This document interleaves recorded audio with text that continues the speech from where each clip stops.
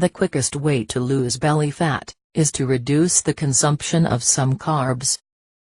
For many people, doing this is not easy. Because it means to leave aside breads, cakes, cookies, soda, and candies.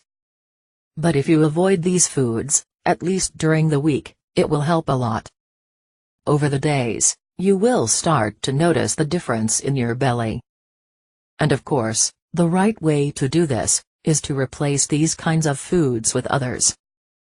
Otherwise, you will going to feel hunger very soon, and you'll want to eat lots of carbs. Which is exactly what you should avoid in the first place. The best replacements for carbs are good fats and protein. Some examples are eggs, nuts, chicken, avocado, cheese, and fish. Practicing some physical exercise also helps to accelerate the process, although it is not necessary to lose belly fat. Doing exercise is always a great way to stay healthy and keep the body in shape.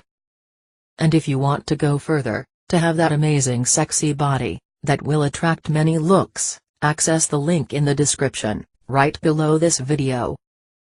If you liked this video, click on like below, and subscribe to the channel. Good luck.